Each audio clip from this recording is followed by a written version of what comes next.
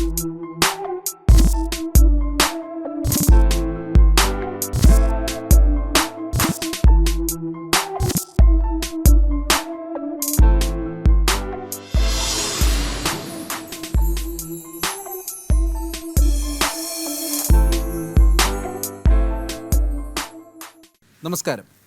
എല്ലാ മാന്യ പ്രേക്ഷകർക്കും നീതിപാതയുടെ പുതിയൊരു എപ്പിസോഡിലേക്ക് സ്വാഗതം. നീതിപാതയുടെ കഴിഞ്ഞ എപ്പിസോഡിൽ നമ്മൾ ചർച്ച ചെയ്തത് ബാങ്കിങ് ആക്ടുകളെ കുറിച്ചിട്ടാണ്. അതിൽ നെഗോഷ്യബിൾ ഇൻസ്ട്രുമെൻറ്റിൻ്റെയും ബോണ്ട് ഡിബഞ്ചേഴ്സൊക്കെ കുറിച്ച് നമ്മൾ ചർച്ച ചെയ്തു. നീതിപാതയുടെ ഈ ഒരു എപ്പിസോഡിൽ ചർച്ച ചെയ്യുന്നത് ബാങ്കിങ് റെഗുലേഷൻ ആക്റ്റാണ്. അതിനെക്കുറിച്ച് ചർച്ച ചെയ്യാൻ നമ്മോടൊപ്പം അഡ്വക്കേറ്റ് അഭിലാഷ് NGS ചേരുന്നു. എല്ലാവർക്കും ഒരിക്കൽ കൂടി നീതിപാതയുടെ എപ്പിസോഡിലേക്ക് സ്വാഗതം.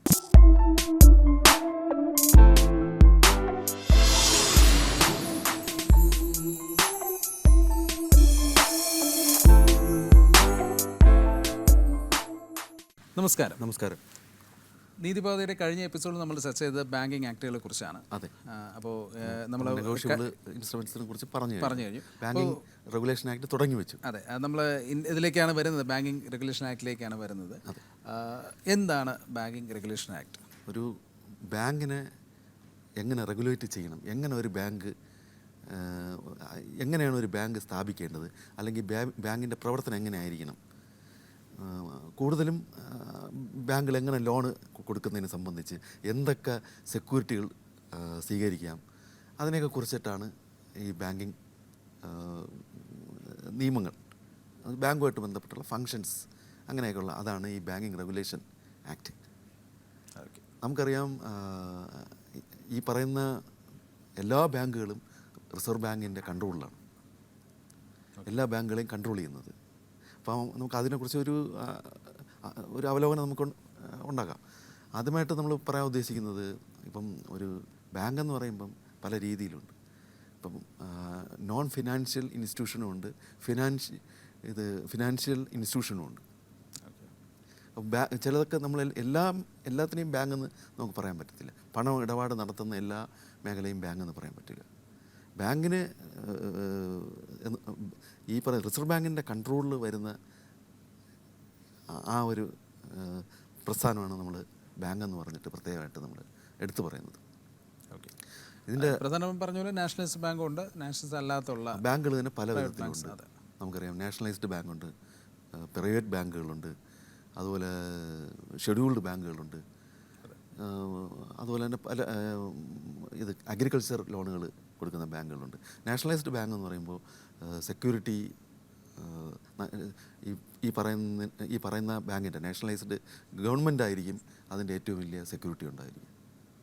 അപ്പം ഒരാൾക്ക് ഒരു വ്യക്തി ആ ബാങ്കിൽ കൊണ്ട് ഡെപ്പോസിറ്റ് പണം നിക്ഷേപിക്കുകയാണെന്ന് നമ്മൾ വിചാരിച്ചു കഴിഞ്ഞാൽ അദ്ദേഹത്തിന് 100% സെക്യൂരിറ്റിയാണ്.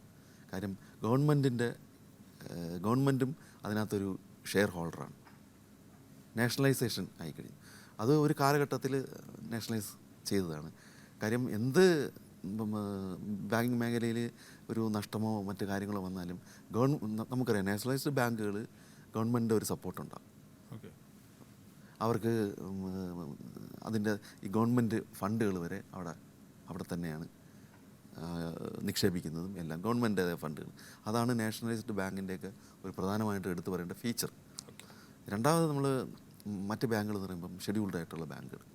മറ്റ് ബാങ്കുകൾ എന്ന് പറയുമ്പോൾ അത് ഗവൺമെൻറ് നാഷണലൈസ് ചെയ്തിട്ടില്ല. ഈ ഒരു കാലത്ത് നാഷണലൈസേഷൻ ചെയ്തിട്ടുണ്ട് ബാങ്കുകൾ, പക്ഷേ ഇപ്പം ഇനി വരുന്ന കാലഘട്ടത്തിൽ ഗവൺമെൻറ് ഒരിക്കലും നാഷണലൈസേഷൻ ചെയ്യാൻ സാധ്യതയില്ല, കുറവാണ്, വളരെ കുറവാണ്. ഈ ബാങ്കുകളുടെ റെഗുലേഷൻ എന്ന് പറയുമ്പം നമുക്കറിയാം പല രീതിയിലുള്ള ബാങ്കുകളാണ്. ഇപ്പം നമുക്കറിയാം, അഗ്രികൾച്ചർ ലോണിന് നമ്മൾ സമീപിക്കുന്നത് അഗ്രികൾച്ചർ ബാങ്കുകൾ, നബാർഡ് പോലുള്ള ബാങ്കുകളുണ്ട്. എന്താണ് അതിൻ്റെ ഒരു പ്രാധാന്യം എന്ന് പറയുമ്പം, അഗ്രികൾച്ചർ ലോണുകൾക്ക് നമ്മൾ സാധാരണ മറ്റ് ബാങ്കുകളെ അപേക്ഷിച്ച് മറ്റ് ലോണുകളെ അപേക്ഷിച്ച് ഇത് കൂടുതലും ശ്രദ്ധ കേന്ദ്രീകരിക്കുന്ന അഗ്രികൾച്ചർ പർപ്പസിന് വേണ്ടി മാത്രം. അപ്പം അതിൻ്റെ പലിശ വളരെ കുറവായിരിക്കും. അതാണ് അതിൻ്റെ ഒരു പ്രത്യേകത എന്ന് പറയുന്നത്. ഒരു അത്രയും നമ്മൾ മറ്റ് ലോണുകൾ മറ്റ് പേഴ്സണൽ ലോൺ എടുക്കും പോലെ ഉള്ള ഒരു ബാധ്യത ഉണ്ടാകത്തില്ല അഗ്രികൾച്ചർ ലോണുകൾ. അതായത് തീർച്ചയായും ബാങ്കുകളുടെ ഒരു ഉദ്ദേശം, അതായത് നാഷണലൈസ്ഡ് ബാങ്കുകളുടെയൊക്കെ തന്നെ ഒരു ഉദ്ദേശം, അല്ലെങ്കിൽ ഗവൺമെൻറ്റിൻ്റെ പ്രധാനമായിട്ടുള്ള പ്രധാനമായി അതെ ഈ പല കൃഷിയെ വർദ്ധിപ്പിക്കുക കൃഷി വർദ്ധിപ്പിക്കുക അതായത് ഇവർക്ക് ഈ പറയുന്ന പോലെ കർഷകർക്ക് സഹായം ഏറ്റവും വളരെ പെട്ടെന്ന് അവരുടെ ഒരു കൃഷി ആവശ്യത്തിന് വേണ്ടിയുള്ള ലോണുകൾ ഏറ്റവും കുറഞ്ഞ പലിശ നിരക്കിൽ ലഭ്യമാക്കുക എന്ന ഉദ്ദേശത്തോടു കൂടിയാണ് ഈ അഗ്രികൾച്ചർ വായ്പകൾ ഉണ്ടാക്കിയിട്ടുള്ളത്. അതിൻ്റെ ഒരുപാട് ഗുണങ്ങൾ ഇപ്പോൾ അവർ അനുഭവിക്കുന്നുണ്ട് ഈ കൃഷിയുമായി അതുകൊണ്ട് തന്നെയാണ് പ്രത്യേകിച്ച് നമ്മുടെ രാജ്യത്ത് സബ്സിഡി ഉൾപ്പെടെയുള്ള കാര്യങ്ങൾ സബ്സിഡിയാണ്. അത് നമ്മൾ എടുത്തു പറയേണ്ട ഒരു കാര്യമാണ്. ഇപ്പം കൃഷി ആവശ്യത്തിന് വാങ്ങിക്കുന്ന ഉപകരണങ്ങൾ, എക്യുപ്മെൻറ്റ്സ് സബ്സിഡി വ്യവസ്ഥയിലാണ് കൊടുക്കുന്നത്. ഇപ്പം ലോണിന് പലിശരഹിത വായ്പ വരെ ഈ ബാങ്കുകൾ കൊടുക്കുന്നുണ്ട്. എന്ത് അഗ്രികൾച്ചറിനെ പ്രൊമോട്ട് ചെയ്യാൻ വേണ്ടിയാണ്. അത് നമ്മുടെ ഒരു എന്തു പറയാൻ നമ്മുടെ പോളിസിയുടെ ഒരു ഭാവം കൂടെയാണ്. അതുകൊണ്ട് തന്നെയാണ് പണ്ട് കാലത്തെ അപേക്ഷിച്ച് ഇപ്പോഴും നമ്മുടെ രാഷ്ട്രത്തിൽ പട്ടിണി എന്ന് പറഞ്ഞ ഒരു കാര്യം നമ്മൾ കേൾക്കാൻ തന്നെ ഇല്ല. എല്ലാവർക്കും നല്ല രീതിയിൽ ഫുഡ് ലഭ്യമാക്കുന്ന കാര്യങ്ങളെല്ലാം ചെയ്യുന്നുണ്ട്. ശ്രദ്ധകളുണ്ട്. പക്ഷെ അത് ഇപ്പോൾ പട്ടിണി എന്ന് പറയുന്നത് കൃഷിക്കാർ അവരുടേതായ പ്രശ്നങ്ങൾ അനുഭവിച്ച് പോകുന്നുണ്ട്. എങ്കിലും അവരുടെ ഉന്നമനത്തിന് വേണ്ടി നമ്മൾ ബാങ്കിനെ കുറിച്ച് സംസാരിക്കുമ്പോൾ പല സ്കീമുകളും ബാങ്ക് വഴി ഒരു മീഡിയേറ്റർ ഇല്ലാതെ ഇടനിലക്കാരില്ലാതെ കൃത്യമായി ഇവരുടെ അക്കൗണ്ടിലേക്ക് നൽകാൻ ബാങ്കിങ് ഇൻഡസ്ട്രി സർക്കാരിന് ഒരു പരിധിയിൽ കൂടുതൽ സർക്കാരിനെ പൂർണ്ണമായും സഹായിക്കുന്നുണ്ട് എന്നുള്ളതാണ്. ഇപ്പോൾ പല രീതികളിലും നമ്മൾ ഈ എപ്പിസോഡിൽ ഈ ബാങ്കിങ് നിയമങ്ങളുടെ തുടക്കത്തിൽ പറഞ്ഞ പോലെ എല്ലാ രീതിയിലേക്കും ഒരു വിരൽത്തുമ്പിൽ ബാങ്കിങ് ഇൻഡസ്ട്രി എന്ന് പറയുന്ന അല്ലെങ്കിൽ ബാങ്കിങ് ഫെസിലിറ്റീസ് ഒരു വിരൽത്തുമ്പിൽ എത്തി നിൽക്കുന്നു എന്നുള്ളൊരു യാഥാർത്ഥ്യമാണ്. ഇതിനകത്ത് ഈ അഗ്രികൾച്ചറിൻ്റെ ഒരു ബാങ്കിൻ്റെ ഒരു പ്രധാനമായിട്ട് എടുത്ത് പറയേണ്ടത് നമ്മൾ ശ്രദ്ധിക്കേണ്ട ഒരു കാര്യം ഗവൺമെൻറ് വന്നിട്ട് ഒരുപാട് അഗ്രികൾച്ചറിൻ്റെ ഡെവലപ്മെൻറ്റിന് വേണ്ടി ഫണ്ടുകൾ അനുവദിക്കുന്നുണ്ട്. അതൊക്കെ ലഭ്യമാക്കുന്നത് ഈ ബാങ്ക് വഴിയാണ്. ഈ ബാങ്ക് ഒരിക്കലും ബിസിനസ് വർദ്ധിപ്പിക്കുക എന്നുള്ളൊരു സാധാരണ മറ്റ് ബാങ്കുകളെ അപേക്ഷിച്ചിട്ട് കമ്പയർ ചെയ്യണമെങ്കിൽ ബിസിനസ് അല്ല അവരുടെ ലക്ഷ്യം. കർഷകർക്ക് എന്തൊക്കെ ചെയ്യാൻ പറ്റുമോ അതാണ് അവർ നോക്കുന്നത്. അതും ഗവൺമെൻറ് ഫണ്ടാണ് അതുവഴി കൂടുതലും ലഭ്യമാക്കുന്നത്. അതാണ് അഗ്രികൾച്ചർ ബാങ്കിൻ്റെ പ്രത്യേകത. അതുപോലെ തന്നെയാണ് ഇൻഡസ്ട്രിയൽ ബാങ്കുകൾ. ഈ സ്മോൾ സ്കെയിൽ ഇൻഡസ്ട്രി അല്ലെങ്കിൽ ലാർജ് സ്കെയിൽ ഇൻഡസ്ട്രി അങ്ങനെയുള്ള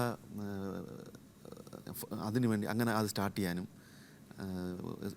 ഒരു ഇൻഡസ്ട്രി സ്റ്റാർട്ട് ചെയ്യാൻ വേണ്ടി അതിൻ്റെ രീതിയിൽ കാരണം ഈ ഇൻഡസ്ട്രിയൽ സ്റ്റാർട്ട് ചെയ്യാൻ വേണ്ടിയുള്ള ലോണുകൾ കൊടുക്കുന്ന ബാങ്കുകൾ ശ്രദ്ധിക്കുന്നത് അവരുടെ ലോണിൻ്റെ വ്യവസ്ഥയെന്ന് പറയുന്നത്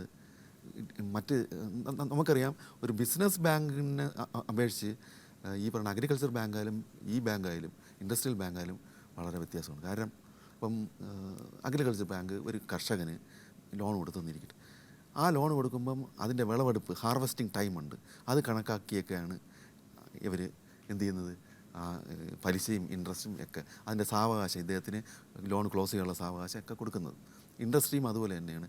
എത്രമാത്രം ബിസിനസ് ആ ഇൻഡസ്ട്രി കൊണ്ട് ആ ഇൻഡസ്ട്രി തുടങ്ങുന്ന ആ വ്യക്തിക്ക് ഉണ്ടാകുമോ അതനുസരിച്ചിട്ടാണ് ഈ പറയുന്ന ലോണിൻ്റെ കാലാവധിയും അതുപോലെ തന്നെ ലോണിൻ്റെ പലിശ നിരക്ക് വ്യവസ്ഥയും ഒക്കെ തീരുമാനിക്കുന്നത് ഇതിൻ്റെയൊക്കെ ബേസിലാണ്. എത്രമാത്രം ഔട്ട്കം ആ ഇൻഡസ്ട്രിയിൽ നിന്നും ആ വ്യക്തിക്ക് കിട്ടി ഇത് അടയ്ക്കാൻ പറ്റും എന്ന് നോക്കിയിട്ടാണ് ആ പറയുന്ന വ്യക്തിക്ക് ആ ലോൺ കൊടുക്കുന്നത് തന്നെ. അതിനെപ്പറ്റി ഒരു ക്ലാരിറ്റി തീർച്ചയായിട്ടും ബാങ്ക് ഉണ്ടാക്കിയെടുക്കും. അതാണ് ഈ പറയുന്ന ഇൻഡസ്ട്രിയൽ ബാങ്കിങ് എങ്ങനെ സ്റ്റാർട്ട് ചെയ്യണമെന്ന് ഈ ബാങ്കിങ് റെഗുലേഷൻ ആക്ട് പറഞ്ഞിരിക്കുന്നത്. അതുപോലെ തന്നെയാണ് എഡ്യൂക്കേഷൻ ലോൺ കൊടുക്കുന്നത്. എഡ്യൂക്കേഷൻ ലോൺ നമുക്കറിയാം പഠനം കഴിഞ്ഞിട്ടാണ് നമ്മൾ ലോൺ പിന്നെ സ്റ്റാർട്ട് ചെയ്യുന്നത്. വളരെ പലിശ നിരക്ക് വളരെ കുറവ് തന്നെയാണ്. അങ്ങനെയും അപ്പോൾ എല്ലാം എങ്ങനെ അത് സ്റ്റാർട്ട് ചെയ്യണം എന്നുള്ളതിനെക്കുറിച്ച് ഉള്ള ഒരു വ്യവസ്ഥയാണ് അതിനകത്ത് പറയുന്നത്. അതുപോലെ തന്നെയാണ് ഈ ഒരാൾക്ക് ഒരു അക്കൗണ്ട് സ്റ്റാർട്ട് ചെയ്ത് കഴിഞ്ഞാൽ, ഒരു ബാങ്കിൽ ഒരാൾക്ക് അക്കൗണ്ട് സ്റ്റാർട്ട് ചെയ്ത് കഴിഞ്ഞാൽ നേരത്തെ പറഞ്ഞ പോലെ ചെക്ക്, വേറെ എന്തൊക്കെ ഫെസിലിറ്റി അദ്ദേഹത്തിന് കൊടുക്കാൻ പറ്റും. നമുക്കറിയാം സേവിങ്സ് അക്കൗണ്ട്, നമുക്ക് അതിനൊരു പലിശ നിരക്കാണ്. അതുപോലെ കറണ്ട് അക്കൗണ്ടോ, ബിസിനസ്സുകാർ കറണ്ട് അക്കൗണ്ടായിരിക്കും കൂടുതൽ സ്റ്റാർട്ട് ചെയ്യുന്നത്. അതിനകത്ത് കൂടുതലും ഓവർ ഡ്യൂ നമുക്ക് എന്ന് വെച്ചാൽ അതിനകത്ത് ക്യാഷ് ഇല്ലെങ്കിൽ പോലും ബാങ്ക് അല്ലാതെ ഓവർ ഡ്യൂ ആയിട്ട് നമുക്ക് തരുന്നത്. അതായത് ബിസിനസ് പ്രൊമോട്ട് ചെയ്യുക എന്നുള്ള ഉദ്ദേശത്തോടു കൂടി തന്നെ അതിനെല്ലാം ഓരോ ബാങ്കിങ് പ്രൊഡക്ട്സിനും അപ്പോൾ പലിശ നിരക്ക് എന്ന് പറയുന്നത് വ്യത്യസ്തമായിരിക്കും എന്നാണ് മനസ്സിലാക്കേണ്ടത്. അപ്പോൾ നമ്മുടെ കസ്റ്റമേഴ്സിന് ആവശ്യമായ രീതിയിലുള്ള ആ ഒരു സ്കീംസിലൊക്കെ ബാങ്കുകൾ പല പ്രൊഡക്ട്സ് ഇപ്പോൾ മുന്നോട്ട് വെക്കുന്നുണ്ട്. അപ്പോൾ കസ്റ്റമേഴ്സ് ആവശ്യമായ കൃത്യമായി പ്രോഡക്റ്റ് തന്നെയാണ് പറയുന്നത്. അതെ, ഈ കൃത്യമായി ഏതാണ് ആവശ്യമെന്നുള്ളതും അതിന് ഇൻട്രസ്റ്റ് റേറ്റ് എന്നുള്ളതും ടേംസ് ആൻഡ് കണ്ടീഷൻസ് ഒക്കെ മനസ്സിലാക്കിയാണ് ഈ ബാങ്കിങ് പ്രൊഡക്ട്സുകൾ ഉപയോഗിക്കേണ്ടത് എന്നാണ് നമുക്ക് പറയാനുള്ളത്. മറ്റൊരു കാര്യം പറയുകയാണെങ്കിൽ ഇപ്പം ഞാൻ നേരത്തെ പറഞ്ഞു റിസർവ് ബാങ്കിൻ്റെ കൺട്രോളിലാണ് ഓരോ ബാങ്കും എന്ന് ഞാൻ പറഞ്ഞു. അപ്പം ഒരു എത്രമാത്രം നമ്മൾ മനസ്സിലാക്കേണ്ടത് ഈ ബാങ്കിന് ഡെപ്പോസിറ്റ് ഉണ്ട്. ഈ ബാങ്കുകളെല്ലാം കൺട്രോൾ ചെയ്യുന്നത് റിസർവ് ബാങ്കാണ്. അപ്പോൾ ഒരു ബാങ്കിൽ എത്രമാത്രം ഡെപ്പോസിറ്റ് ഉണ്ട്, ആ ഡെപ്പോസിറ്റ് ചെയ്ത മണി എപ്പോഴും ബാങ്ക് വാച്ച് ചെയ്തുകൊണ്ടിരിക്കും. ഏതെങ്കിലും ബാങ്ക് നമുക്കറിയാം അമാൾ കമ്മീഷൻ എന്ന് പറഞ്ഞ് കേട്ടിട്ടുണ്ട്, ലയിക്കുക, ബാങ്കുകൾ ലയിക്കുക. ഇതൊക്കെ റിസർവ് ബാങ്ക് ഒരു ബാങ്ക് അത്യാവശ്യം ഫണ്ട് ഇല്ലാതിരിക്കുകയും ഡെപ്പോസിറ്റ് കുറയുകയും അവരുടെ ബിസിനസ് നഷ്ടപ്പെടും എന്നൊരവസ്ഥ വരുമ്പോൾ അതിനെ വേറൊരു ബാങ്കിലോട്ട് ലയിപ്പിക്കും, നല്ല ബിസിനസ് ഉള്ള ഒരു ബാങ്കിലോട്ട് ലയിപ്പിക്കും. അങ്ങനെയൊക്കെ ഫണ്ട് അങ്ങനെ വരുമ്പോൾ രണ്ട് ബാങ്കുകളോ ഒരു ബാങ്കായിട്ട് പ്രവർത്തിക്കുകയും അത് റിസർവ് ബാങ്കിനാണ് അതിനുള്ള എല്ലാ അധികാരവും ഉള്ളത്. അത് റിസർവ് ബാങ്ക് അതേപടി വാച്ച് ചെയ്തുകൊണ്ടിരിക്കും. റിസർവ് ബാങ്കിൻ്റെ ആ നിയമത്തിൽ റിസർവ് ബാങ്ക് ആക്ട് ഉണ്ട്. ആക്ടിൽ വളരെ വ്യക്തമായിട്ട് പറയുന്നുണ്ട്. വളരെ ശ്രദ്ധിച്ചാണ് എങ്ങനെ റിസർവ് ബാങ്ക് പ്രവർത്തിക്കണമെന്നുള്ളത്. എന്നുവെച്ചാൽ ഒരു ഡെപ്പോസിറ്റർക്കും ബാങ്കിൽ പൈസ ഇടുന്ന ഒരു ഡെപ്പോസിറ്റർക്കും തൻ്റെ മണി നഷ്ടപ്പെടാൻ പാടില്ല എന്നുള്ള ഇതുകൊണ്ടാണ്. അപ്പം ബിസിനസ് കുറയും തോറും ഈ ഡെപ്പോസിറ്റ് മണിയിൽ നിന്നും ആ ബാങ്ക് ചിലവാക്കുമ്പോൾ ബാങ്ക് തകർന്നു പോവുകയും ഡെപ്പോസിറ്റേഴ്സിന് പൈസ കിട്ടാതെ വരികയും ചെയ്യും. അത് ഒഴിവാക്കാൻ വേണ്ടിയാണ് ഈ അമാൽഗമേഷൻ എന്ന പ്രോസസ്സ് റിസർവ് ബാങ്ക് കൊണ്ടുവന്നിരിക്കുന്നത്. രണ്ട് ബാങ്കുകൾ തമ്മിൽ ലയിപ്പിക്കുക. നമുക്കറിയാം ഒരുപാട് ബാങ്കുകൾ കഴിഞ്ഞ വർഷങ്ങളിലൊക്കെ അങ്ങനെ നമ്മുടെ ചുറ്റും ലയിക്കുകയും ഇപ്പോൾ ഒരു സാധാരണ സംഭവമായി മാറി. ഒരു ദിവസം ഒരു ബാങ്ക് തുടങ്ങും, കുറച്ച് ദിവസം കഴിയുമ്പോൾ ആ ബാങ്ക് വേറെ ഒന്നിലോട്ട് ലയിക്കും.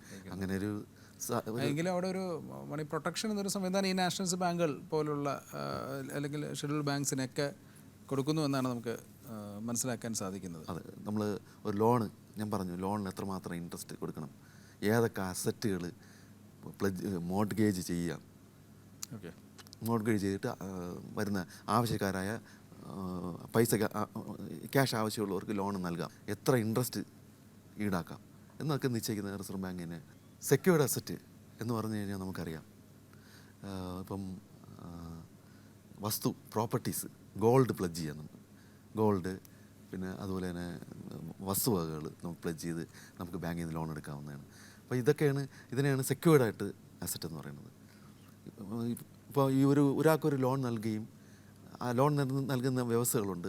നമുക്ക് തന്നെ അറിയാം ആ പറയുന്ന ആളിന് എത്രമാത്രം ഫിനാൻഷ്യൽ കപ്പാസിറ്റി ഉണ്ട് ലോൺ തിരിച്ചടയ്ക്കാൻ, അദ്ദേഹത്തിന് വസ്തുവകകളുണ്ടോ അത് അന്വേഷിക്കുക, അതന്വേഷിച്ചിട്ട് അതിന് എത്രമാത്രം ക്യാഷ് വാല്യൂ, മാർക്കറ്റ് വാല്യൂ എത്രമാത്രം ഉണ്ട് എന്നുള്ളത് ബാങ്ക് മനസ്സിലാക്കുക.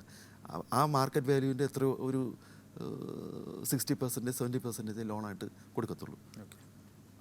അത് പിന്നീട് കറക്റ്റായിട്ട് ഇദ്ദേഹം പലിശ അടച്ച് മുന്നോട്ട് പോവുക.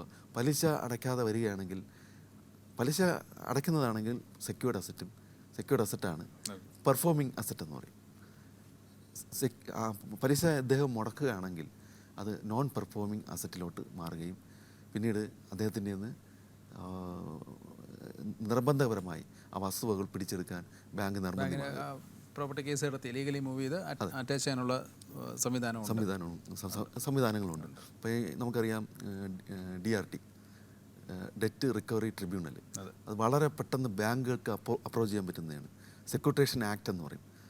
അപ്പോൾ ആ സെക്യൂരിറ്റേഷൻ ആക്റ്റും ബാങ്കിങ് നിയമവുമായിട്ട് വളരെ ബന്ധപ്പെട്ടുള്ളൊരു ആക്റ്റാണ്. കാര്യം ഒരു വ്യക്തി ക്യാഷ് അടയ്ക്കാതെ വരികയാണെങ്കിൽ, ഡെറ്റ് അടയ്ക്കാതെ വരികയാണെങ്കിൽ ഈ സെക്യൂരിറ്റേഷൻ ആക്ടിൻ്റെ പരിധിയിൽ നിന്നുകൊണ്ട് സെക്യൂർ ചെയ്യാം. ഈ പറയുന്ന ലോണിൻ്റെ സെക്യൂരിറ്റി അദ്ദേഹത്തിന് ബാങ്കിന് പിടിച്ചെടുക്കുക. അത് DRT വഴിയും ഡെറ്റ് റിക്കവറി ട്രിബ്യൂണൽ അതുവഴിയും, അതായത് ബാങ്കിലെ പലിശ മുടങ്ങി കഴിഞ്ഞാൽ ആ വ്യക്തിയെ അറിയിക്കണമെന്ന് തന്നെ നിർബന്ധമില്ല. അറിയിക്കാതെ തന്നെ ഈ പറയുന്ന അസറ്റ് ഈ പറയുന്ന അറ്റാച്ച് ചെയ്യാനുള്ള പവർ DRTയിൽ പോയിട്ട് ബാങ്കിൻ്റെ അതോറിറ്റി DRT പോയിട്ട് അദ്ദേഹത്തിന് ബാങ്കിന് അനുവദിച്ചിട്ട് ഓർഡർ വാങ്ങിക്കുകയും ഇത് അറ്റാച്ച് ചെയ്യുകയും ചെയ്യാം. അതുപോലെ തന്നെ സെക്യൂരിറ്റേഷൻ ആക്റ്റിൽ തന്നെ പറയുന്നുണ്ട് ഒരു ചീഫ് മാനേജർക്ക് തൻ്റേതായ ആക്ഷൻ ഉപയോഗിച്ച് ഒരു പ്രോപ്പർട്ടി അറ്റാച്ച് ചെയ്യാം. ഓക്കെ. അതും നോൺ പെർഫോമിംഗ് അസറ്റ് എന്നുള്ള രീതിയിൽ. ലോൺ അടയ്ക്കുന്നില്ല എന്നാണ് നോൺ പെർഫോമിംഗ് അസറ്റ് എന്ന് പറഞ്ഞാൽ. ഈ പറയുന്ന മോർട്ട്ഗേജ് ചെയ്തിട്ടുള്ള വസ്തു വന്നിട്ട് നോൺ പെർഫോമിംഗ് അസറ്റായിട്ട് മാറുന്നത്. അത് ലോൺ അടയ്ക്കുന്നില്ല ആൾ, അത് നോൺ പെർഫോം അസറ്റ്. പറഞ്ഞിരിക്കുന്ന അസൈൻ ചെയ്തിരിക്കുന്ന EMI മാസ വ്യവസ്ഥയുണ്ടല്ലോ, കൊടുത്തിരിക്കുന്ന ബാങ്കുമായിട്ട് ഇയാളുടെ എഗ്രിമെൻ്റ് അനുസരിച്ച് ഒപ്പിട്ടിരിക്കുന്നത് ആ എമൗണ്ട് ഇദ്ദേഹം തിരിച്ചടയ്ക്കുന്നില്ല എന്നുണ്ടെങ്കിൽ അത് ലോൺ അക്കൗണ്ട് അതൊരു NB അക്കൗണ്ടിലേക്ക് മാറുകയും പിന്നെ സ്വാഭാവികമായിട്ടും റവന്യൂ റിക്കവറി പോലുള്ള കാര്യങ്ങൾക്ക് ബാങ്കിന് വളരെ പെട്ടെന്ന് തന്നെ അത് കടക്കാൻ സാധിക്കുകയും വസ്തു അറ്റാച്ച് ചെയ്ത് ലേലത്തിലേക്ക് പോവുകയും ചെയ്യും. അപ്പോൾ അതിനൊരു നടപടിക്രമങ്ങൾ അങ്ങനെയാണ്. പബ്ലിക് ഓപ്ഷൻ വഴി പോകുന്നു, ബാങ്കിന് കിട്ടേണ്ട തുക അതിൽ നിന്ന് ഈടാക്കുന്നു എന്നുള്ളതാണ്. നമുക്ക് ഒരു വ്യക്തി ലോൺ എടുക്കുമ്പോൾ പിന്നെ നമ്മൾ അടച്ചില്ല പറ്റിയില്ല എന്നൊന്നും പറഞ്ഞിട്ട് അവിടെ ഒരു എക്സ്ക്യൂസ് ഇല്ല. അദ്ദേഹത്തിന് ബാങ്കിന് പോകാൻ പറ്റും. അതെ.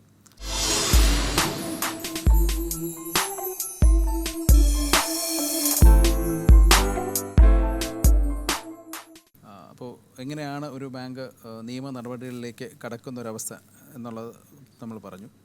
അപ്പോൾ ഇനി അടുത്ത ഏതൊക്കെ കാര്യങ്ങളിലാണ്, അതായത് ബാങ്കുമായിട്ട് ബന്ധപ്പെട്ട് നിൽക്കുന്ന അടുത്തൊരു എന്താണ് നിയമമായിട്ട് ബന്ധപ്പെട്ട് വരുന്നത്? ഈ ഞാൻ പറഞ്ഞായിരുന്നല്ലോ, ഈ ഒരു ലോൺ എടുത്ത വ്യക്തി അദ്ദേഹത്തിൻ്റെ ഒരു ലോൺ തിരിച്ചടയ്ക്കാൻ പറ്റാത്ത അവസ്ഥ വന്നാൽ ആ നടപടിക്രമമാണ് ഞാൻ പറഞ്ഞത്. അത് ബാങ്കിൻ്റെ നടപടിക്രമമാണ്, ബാങ്കിന് എന്തൊക്കെ ചെയ്യാൻ പറ്റുമെന്നുള്ളത്.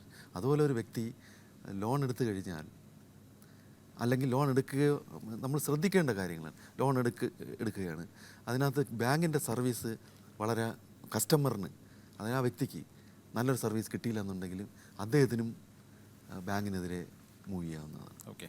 ഇപ്പം ഒരു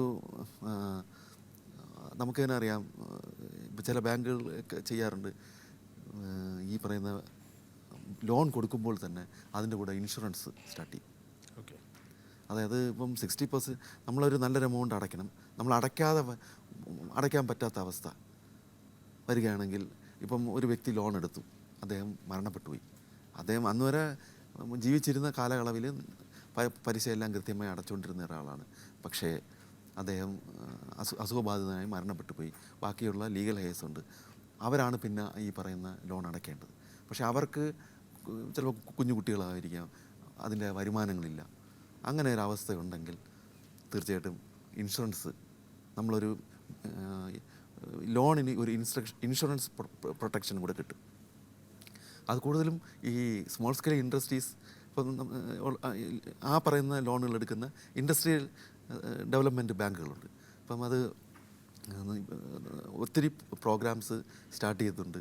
അതായത് ഒരു എമൗണ്ട് ലോൺ എടുക്കുന്നതിൽ ഒരു ചെറിയൊരു സ്മോൾ പെർസെൻറ്റേജ് വന്നിട്ട് ഇൻഷുറൻസ് ആയിട്ട് ബാങ്ക് തന്നെ കീപ്പ് ചെയ്യും. അത് ഇൻഷുറൻസ് കമ്പനിക്ക് അടയ്ക്കുകയും ഏതെങ്കിലും കാലഘട്ടത്തിൽ ഇദ്ദേഹം ഡിഫോൾട്ടറായാലും ഇദ്ദേഹത്തിൻ്റെ നിന്ന് അടയ്ക്കാൻ പറ്റാത്തൊരവസ്ഥ വരികയും 100% കറക്റ്റ്, അത് വ്യക്തമായിട്ട് പറയുകയാണെങ്കിൽ അദ്ദേഹത്തിൻ്റെ മരണം സംഭവിക്കണമെന്ന് വിചാരിക്കുക, അല്ലെങ്കിൽ അദ്ദേഹം പെർമനൻ്റ്ലി ഡിസേബിൾഡ് ആയിപ്പോയി, മറ്റ് ജോലിക്കൊന്നും പോയിട്ട് ബാങ്കിന് ഫണ്ട് കണ്ടെത്തി ബാങ്കിൻ്റെ ലോൺ അടയ്ക്കാൻ ഒരു കപ്പാസിറ്റി അദ്ദേഹത്തിന് നഷ്ടപ്പെടുന്നു. അങ്ങനെയുള്ള കാലയളവിൽ ആ പറയുന്ന ലോൺ ക്ലോസ് ചെയ്യാൻ ഈ പറയുന്ന ഇൻഷുറൻസ് കൊണ്ട് വളരെ നേട്ടമാണ്. അതൊരു പ്രധാന കാര്യമായിട്ട് തന്നെയാണ്. അതായത് സിമ്പിളായിട്ട് പറഞ്ഞാൽ ആ ലോണിനെ ഇൻഷുർ ചെയ്യുകയാണ് ചെയ്യുന്നത്. ബാങ്ക് എമൗണ്ട് ഡിസ്പേസ് ഉൾപ്പെടെ തന്നെ ആ ലോണിക്ക് ബാധ്യതയില്ല. കാരണം എന്തെങ്കിലും ഒരു എമർജൻസി സിറ്റുവേഷനിൽ ആർക്ക് വേണോ വരാം. അതെ, ഒരു ആക്സിഡൻ്റിലെ ഒരു ഡെത്തോ അല്ലെങ്കിൽ എന്തെങ്കിലും സംഭവിച്ചു കഴിഞ്ഞാൽ ആ നോമിനിക്ക് ഈ ബാങ്കിങ്ങിൻ്റെ ലോണിൻ്റെ ഭാരം വരുന്നില്ല. പകരം അത് ആ ഇൻഷുർ വഴി സെറ്റിൽ ചെയ്ത് പോവുകയാണ്. ഈ പറയുന്ന അസറ്റ് അതോടുകൂടി ഫ്രീ ആവുകയും ചെയ്യുന്നു എന്നുള്ളതാണ് അതെന്ന് മനസ്സിലാക്കുന്നത്. അപ്പോൾ ഈ ഒരു ഇൻഷുറൻസിൻ്റെ എമൗണ്ട് എന്ന് പറയുന്നതും ലോണിൽ തന്നെയാണ് അടച്ച്, അത് ഇൻസ്റ്റാൾമെൻ്റായിട്ടും അല്ലെങ്കിൽ ഒന്നോ രണ്ടോ പേയ്മെൻ്റ് ആയിട്ടൊക്കെയാണ് അടച്ചു പോകുന്നത് എന്നാണ് നമുക്ക് മനസ്സിലാക്കാൻ സാധിക്കുന്നത്. ഓരോ ബാങ്കുകളും അവരുടെ സ്കീം അനുസരിച്ചിട്ടായിരിക്കും. അല്ലാതെ ഇത് റിസർവ് ബാങ്ക് തന്നെ പറഞ്ഞിട്ടുള്ളതാണ്. ഈ നേരത്തെ ഉണ്ട്, പക്ഷേ കൂടുതൽ അത് പ്രൊമോട്ട് ചെയ്യപ്പെട്ടത് ഈ അടുത്ത കാലത്താണ്. ഇൻഷുറൻസ് പരിരക്ഷയും കൂടെ അല്ല, ആ ഈ ലോൺ കാലഘട്ടത്തിൽ കൊടുക്കാനുള്ളത്. നമുക്ക് ഇൻഷുറൻസ് പരിരക്ഷ ഇല്ലാതെ ഒരു ലോൺ ബാങ്ക് സാങ്ഷൻ ചെയ്യുന്നില്ല എന്നാണ് അതാണ് മനസ്സിലാക്കാൻ സത്യത്തിൽ സാധിക്കുന്നത്. മനസ്സിലാക്കേണ്ടത്. കാരണം ഇപ്പോൾ ലോൺ എടുക്കുമ്പോഴത്തേക്ക് ആ ഇൻഷുറൻസിൽ ഇത്ര എമൗണ്ട് കൂടെ ആഡ് ചെയ്ത് മിക്കവാറും ചില ബാങ്കുകൾ EMI-യോടൊപ്പം തന്നെയാണ് അവർ കളക്ട് ചെയ്യുന്നത്. അപ്പോൾ അത് ഇതിൻ്റെ കൂടെ വരുന്നു, ലോൺ സെക്യൂർ ആവുന്നു എന്നാണ് സെക്യൂർ നമുക്ക് ആവുന്നില്ല. മനസ്സിലാക്കേണ്ടത്. ഒരു ബാധ്യത ഒരിക്കലും ലോണിയുടെ തലയിൽ വരുന്നില്ല. ലോൺ ബാധ്യത എന്ന് പറയുമ്പോൾ അയാളുടെ ലീഗൽ ഏസിലേക്ക് വരുന്നില്ല. എന്തെങ്കിലും ഒരു സിറ്റുവേഷൻ, ഒരു ആക്സിഡൻറ്റ് സിറ്റുവേഷൻസ് ഒക്കെ ഉണ്ടായി, ആക്സിഡൻറ്റിൽ എന്തെങ്കിലും സംഭവിച്ചു പോയാൽ. അതെ, അതുപോലെ തന്നെയാണ് ഇപ്പം ഈ ഹെൽത്ത് പ്രൊട്ടക്ഷനും ഉണ്ട്. ഇപ്പം ഒരു ആക്സിഡൻ്റ് ഉണ്ടായ ആൾ മരണപ്പെട്ട് കഴിഞ്ഞാൽ ഈ ബാങ്ക് അക്കൗണ്ട് മുഖേന, അങ്ങനെ ഒരു വ്യവസ്ഥയുണ്ട്. അക്കൗണ്ട് മുഖേന ആ ആക്സിഡൻറ്റിൽ മരണപ്പെട്ട ആളുടെ ആശ്രിതർക്ക്, ഡിപ്പെൻഡൻസിന് ബാങ്ക് ഒരു എമൗണ്ട് കൊടുക്കുന്നതാണ്. അത് തന്നെ ഒരു കാലാവധിയുണ്ട്. അത് ഓരോ ബാങ്കിൻ്റെയും ഈ അക്കൗണ്ട് അത് പലർക്കും അറിഞ്ഞാത്തൊരു കാര്യമാണ്. അങ്ങനെ ഒരു ആള് ഡെത്ത് സംഭവിച്ചാൽ ഒരു എമൗണ്ട് കൊടുക്കുക എന്നുള്ളത് അദ്ദേഹത്തിൻ്റെ വീട്ടുകാർക്ക്, അത് ബാങ്ക് അക്കൗണ്ട് എടുക്കുന്നത് വഴി നമുക്ക് കിട്ടേണ്ടതാണ്. അത് പല ആൾക്കാർക്കും അതിനെപ്പറ്റി അറിയത്തില്ല. അതുപോലെ മറ്റൊരു പ്രധാന കാര്യം പറയുകയാണെങ്കിൽ, ഇപ്പം ബാങ്ക് ഒരു ഡിഫോൾട്ട് കസ്റ്റമറിന് വരുത്തി വയ്ക്കുകയാണെന്ന് വിചാരിക്കുക. എങ്കിലും ആ കസ്റ്റമർക്ക് അദ്ദേഹത്തിൻ്റെ സർവീസ് നഷ്ടപ്പെട്ടത്, അതായത് ബാങ്കിൽ നിന്നും കിട്ടേണ്ട സർവീസ് ഡിഫോൾട്ട് വന്നതിൽ അദ്ദേഹത്തിന് അപ്രോച്ച് ചെയ്യാവുന്നതാണ് ബാങ്കിങ് ഓംബുഡ്സ്മാൻ. ബാങ്കിങ് ഓംബുഡ്സ്മാനിൽ പോയി കഴിഞ്ഞാൽ എന്തൊക്കെ ബാങ്കിൻ്റെ ഭാഗത്തു നിന്ന് തെറ്റ് വല്ലതും സംഭവിച്ചാൽ ബാങ്ക് ഓംബുഡ്സ്മാൻ എന്തൊക്കെയാണ് ബാങ്ക് വരുത്തിയ പോരായ്മകൾ മനസ്സിലാക്കി അതിൻ്റെ ഒരു കസ്റ്റമറിന്, ഒരു വ്യക്തിക്ക്, ബാങ്കിൻ്റെ അക്കൗണ്ട് ഹോൾഡർക്ക് എങ്ങനെ അതൊരു സമാധാനപരമായിട്ട് അല്ലെങ്കിൽ നല്ല രീതിയിലാക്കാം എന്നുള്ളതിനെക്കുറിച്ച് ബാങ്കിങ് ഓംബുഡ്സ്മാൻ സംവിധാനം ഒരുക്കിയിട്ടുണ്ട്. റിസർവ് ബാങ്കാണ് അതിൻ്റെ കൺട്രോള്. എല്ലാ റിസർവ് ബാങ്കുകൾക്കും ബാങ്ക് ഓംബുഡ്സ്മാൻ അതിൻ്റേതായ ഉണ്ട്. അപ്പം എന്തെങ്കിലും ഒരു ബാങ്കിൻ്റെ ഭാഗത്ത് നിന്ന് ഒരു വീഴ്ച ഒരു വ്യക്തിക്ക് വന്നാൽ നേരെ ഓംബുഡ്സ്മാനിൽ അപ്രോച്ച് ചെയ്യാം. അവർക്കിപ്പം ഓൺലൈൻ വഴിയും കംപ്ലയിൻറ്റ് കൊടുക്കാം, അല്ലാതെ ബൈ ഹാൻഡും കംപ്ലയിൻറ്റ് കൊടുത്ത് അപ്പം രണ്ട് സംവിധാനവും. ഇപ്പം ബാങ്കിന് ഒരു വ്യക്തി അക്കൗണ്ട് ഹോൾഡർ ഡിഫോൾട്ട് വരുത്തി, ലോണൊക്കെ അടയ്ക്കാൻ ഡിഫോൾട്ട് വരുത്തിയാൽ ബാങ്കിന് രക്ഷപ്പെടാനുള്ള വ്യവസ്ഥയും റെഗുലേഷൻ ആക്ട് പ്രകാരം പറയാം.